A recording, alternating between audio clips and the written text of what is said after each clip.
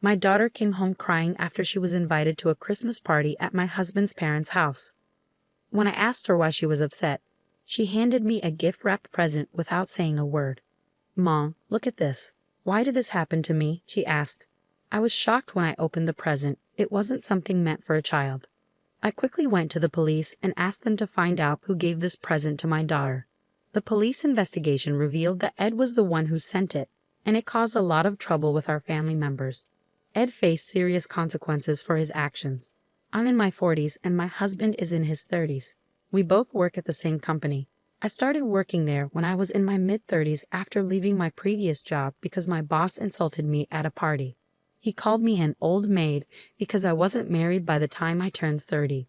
But at my current job, people are judged by their skills, not their age or gender. My husband, who is now my boss, helped me settle in when I first joined the company. We got married quickly, and now we have a daughter in 3rd grade. She's a quiet girl who loves to read and is always kind to others. My husband's sister is quite troublesome, and we don't get along well. Thankfully, I have a good relationship with my in-laws, which makes things a bit easier. My sister-in-law, who really loves her brother, doesn't seem to like that I'm older than him and married to him. She made fun of our quick wedding, calling me names like old hag and suggesting I was too eager for marriage. Despite her comments, she used to visit us often when we first got married. Being older when I had a baby made it harder to get my body back in shape. She'd make rude remarks about my body, saying things like my belly was wrinkled and saggy from childbirth. She even joked that it would droop to the floor. She said I'd probably go gray from the stress of having a baby. Every time she left, she'd make mean comments about me getting dumped by her brother as I aged. I try to brush off her hurtful words, but it's hard not to feel bad about being older than my husband. I distract myself to avoid thinking about it too much, but her laughter still echoes in my mind sometimes. Shortly before I was due to give birth, my sister-in-law's pregnancy was revealed, and she also had a quick wedding. It seemed like she didn't care about anyone else's feelings. After that, she stopped visiting us, and we didn't see each other much because she moved to another city to live with my in-laws after getting married. I was relieved not to have to deal with her sarcastic comments anymore, and I could focus on getting ready for my baby's arrival. When I finally gave birth to a healthy baby girl, it was a bit tough, and it took some time. But my husband was by my side the whole time, holding my hand and cheering me on. When we heard our daughter cry for the first time in the delivery room, my husband thanked me and said, "You did great." We both cried tears of joy together.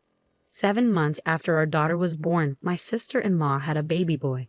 Then she started coming to our house, even though it was a long drive for her. She'd make mean comments to me, comparing our children. She'd say things like, "It's obvious that a kid born to an older mom would have a wrinkled face. My kid's skin is so smooth, isn't it?" The age of the mother at birth really affects the child. I didn't know how to respond to her hurtful words. I was too busy dealing with the challenges of being a new parent to pay much attention to her.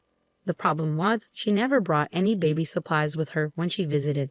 She'd come without spare diapers or formula, and then take a bunch home, saying she didn't want to run out. She'd even take unopened formula with her, like it was normal. I couldn't understand why she would insult me and then take things from our house. But then she stopped coming. My husband said that her husband's job required them to move to a different state. We enjoyed some peaceful times until our daughter started elementary school and found out her cousin, my sister-in-law's son, was also enrolled there. We moved back here because of my husband's job transfer. That's when I knew my peace was over.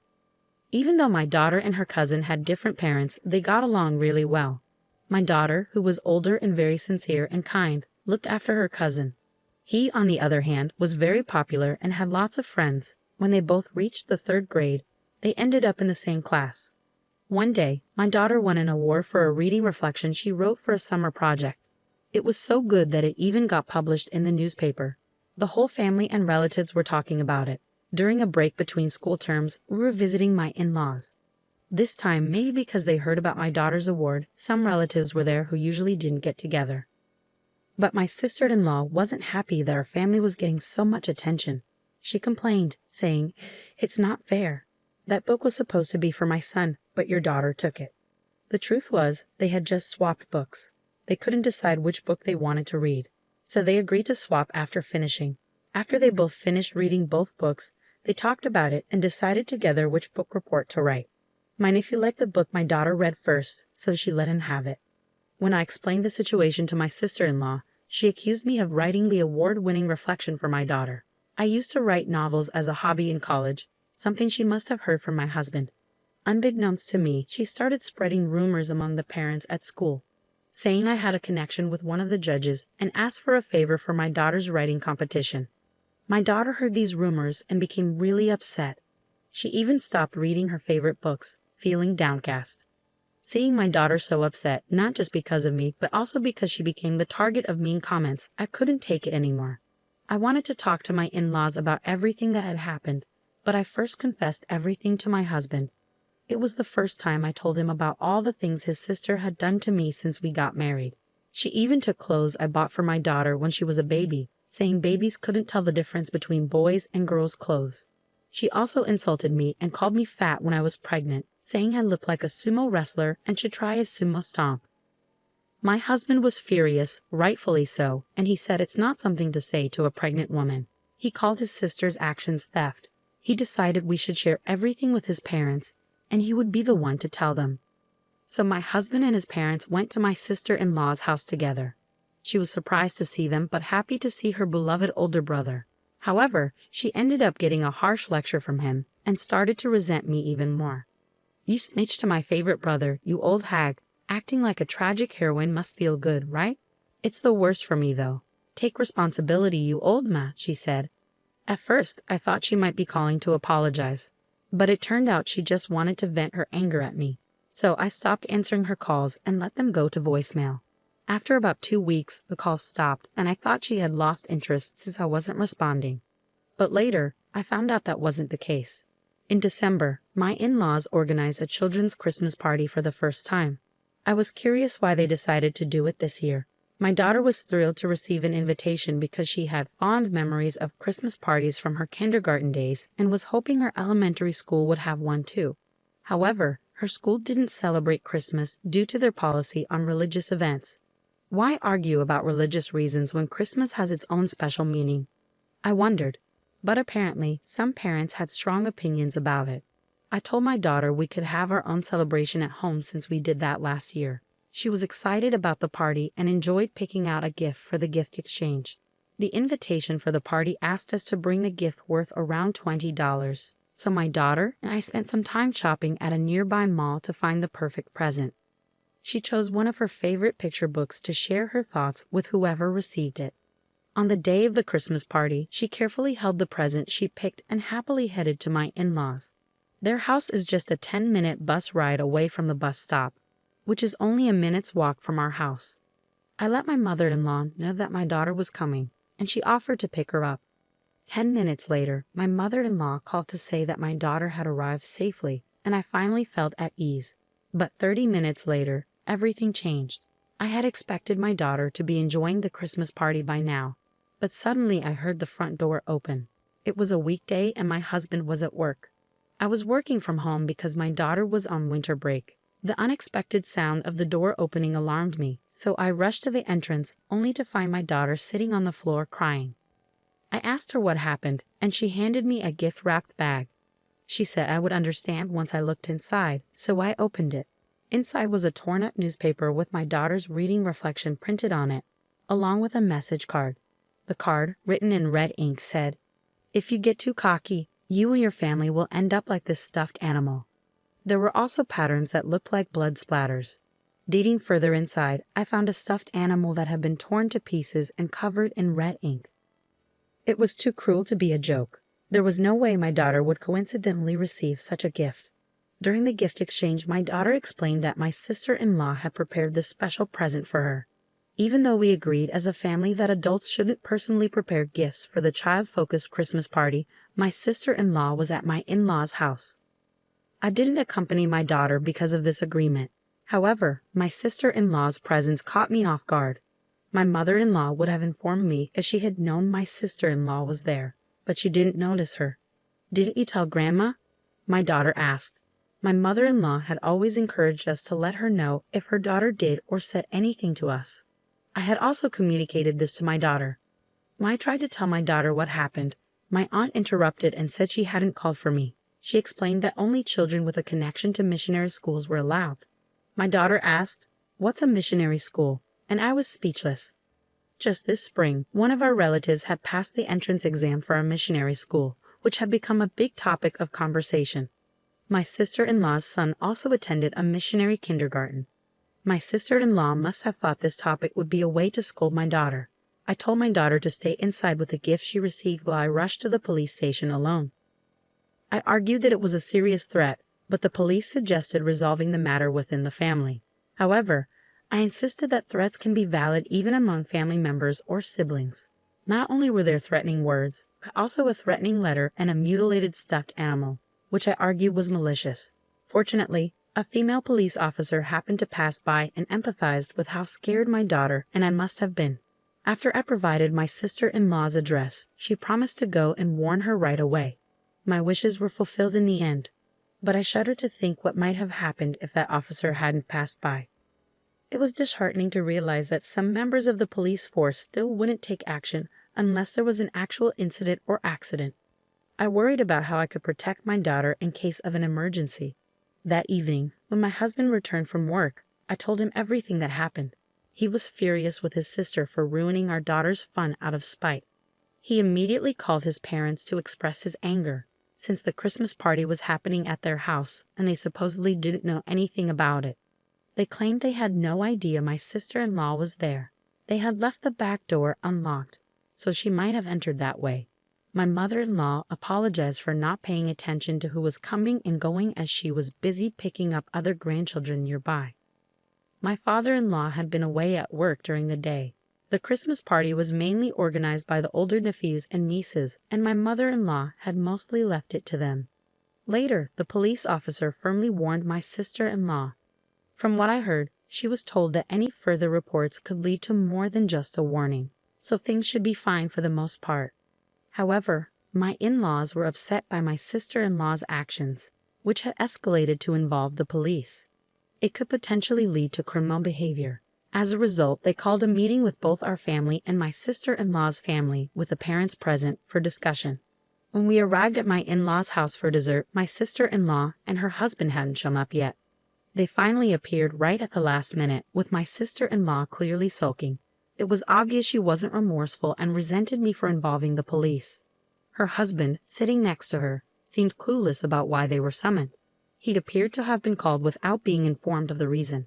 During the discussion, he was shocked to hear for the first time about all the things his wife had done to our family, unaware that things had gotten to this point. He profusely apologized to us, feeling sorry. Seeing his reaction, my in-laws asked my sister-in-law if she had anything to say, but she just responded with, "Not really." She didn't seem to understand why she needed to apologize, acting as if she hadn't done anything wrong. I didn't do anything bad. The police came but didn't arrest me, right? So that means I didn't do anything wrong. Everyone else was dumbfounded by her logic. It was like they couldn't close their mouths from shock. Lecturing her seemed like a waste of time. Then, unexpectedly, my sister-in-law's husband announced he was divorcing her. We were all puzzled because it seemed like they had a good marriage. Seeing our surprised looks, he confessed that he had reached his limit with her behavior since they got married. He hadn't complained about her not doing housework during pregnancy, and he hadn't scolded her for neglecting childcare and going out to have fun, thinking it was stress from being a new parent. But her carelessness with housework once led to a small fire that forced them to move. She, being vain, had insisted on their son attending a prestigious kindergarten when she heard other neighborhood kids were applying. But he didn't get in due to a lack of preparation. Embarrassed, she forced another move. While his job did involve transfers, they weren't as frequent as their moves suggested. He revealed that the frequent moves were not just because of his job transfers, but also to maintain my sister-in-law's image. After failing the kindergarten entrance exam, she tried to get him into an international kindergarten. And when that didn't work out, they barely managed to get him into a missionary kindergarten. Choosing a public elementary school was only because their son wanted it, and my sister-in-law reluctantly agreed. After her husband supported their son's wishes, he feared their son would be sacrificed for her vanity and had been considering divorce already. With her harassment coming to light, he felt he had no other choice but to announce it now. My sister-in-law, somewhat aware of her actions, didn't dispute what he said but seemed taken aback by the divorce. "Wait, What do you mean divorce? You never showed any signs of this, she said, suddenly starting to apologize to us, thinking it would help. It was just a joke, right? Just a little prank. I never thought you'd take it seriously, she insisted. A joke? A prank? Those are things done among people who trust each other. My daughter knows all about what you've done to me. How could she take it as a joke? Moreover, that hostile message was too much for a third grader. Even adults would be scared to go outside if someone threatened them, I told her. Her husband criticized her, asking if she could say the same thing to her own child, and said her actions were unimaginable for a parent. Just because someone is a parent doesn't mean they have parental feelings. There are people who can't be real parents, and she is probably one of them, my husband said sternly, seeing her crying. Crying wouldn't fix anything at her age, and she needed to stop thinking tears would get her out of trouble, he added. She cried even more, insisting she did nothing wrong and wasn't to blame. Why am I the only one being blamed? Is everyone ganging up on me? She cried. It's all because my brother married an older woman. My brother's wife should be smart, beautiful, and so on. Our marriage and her harassment are totally separate issues, right? We already thought she was a bit off, but even my husband was astonished at her stupidity. I explained. No one tried to comfort the inconsolable sister-in-law. The discussion couldn't continue, so we decided to adjourn for the day. Her husband had to drag her to the car and take her home. Their divorce eventually happened, but it was a messy affair due to her stubborn refusal to agree. Her son's accidental revelation might have been a factor in her agreeing to the divorce. He, without any malicious intent, simply shared what he saw with his friends. However, the parents who heard the rumor did not remain silent. After winter break at school, my nephew talked about having a Christmas party with his older cousins. It seems that at school, they used a class to have a presentation about their winter break memories. Among stories about what they did on New Year's Day and video game consoles they received as Christmas gifts, we all exchanged presents. Then I saw my mom giving my cousin a special present just for her, and I thought it was unfair. When the teacher asked what kind of present it was, my nephew described exactly what he saw. I saw it. The cute stuffed animal was all torn up with lots of red stuff on it, like blood, he said. The story became a topic of discussion among the school teachers and escalated into a major issue after the children who heard it went home and told their parents. My daughter, still heartbroken, hasn't been able to go back to school since the Christmas party. Everyone knew that my daughter and her cousin were related, so they speculated that her absence was related to the incident, and they were right, but I wished it had gone unnoticed and left undisturbed. I had planned to wait until my daughter was ready to return to school on her own terms. Her cousin didn't share the story to be funny, but rather to find a way to stop his mom's terrible behavior. He, too, was hurt by her actions. Learning this, her husband realized he couldn't delay the divorce any longer and agreed to her demands in exchange for her consent to the divorce. By then, she had become infamous in the neighborhood as the woman who threatened children, and no one wanted anything to do with her. She was even pelted with garbage when walking outside. Feeling cornered, she agreed to the divorce, thinking returning to her parents' home would end her nightmare. Her husband had no intention of giving up custody, but she readily relinquished it. I'll remarry someone much better than you. Kids are a nuisance when remarrying, so I don't need him, she said in front of her son. But he stood up to her. I don't need a terrible mom like you. I have a cool dad, and that's enough. Never show your face to my cousin again, he said. She left with a final retort, you'll regret this later. However, it was my sister-in-law who ended up in tears when she triumphantly returned to her parents' house. They turned her away at the gate, banning her from ever showing her face there again. With nowhere to go, she resorted to spending nights with random men in exchange for meals and a place to stay. When she couldn't find a man, she borrowed money from dangerous sources and spent her nights out, accumulating massive debt. Her debts became so overwhelming that no amount of part-time work could cover them, and eventually, she disappeared. My husband and his parents decided not to file a missing persons report, reasoning she's not a child anymore. They agreed it's better this way, not willing to take care of her if she returns. Since then, my daughter has been able to go back to school on her own. Her former brother-in-law didn't move, so her cousin still attends the same school. He now says it's his turn to protect her, and they have become closer than ever. This has led to a deeper friendship between us and my former brother-in-law, as our children have brought us together. My in-laws call both my daughter and their grandson their dear grandchildren, stepping in as his guardians when he can't do the work. With my sister-in-law gone, there's no more tension, and we have built a very trusting and reliable family relationship.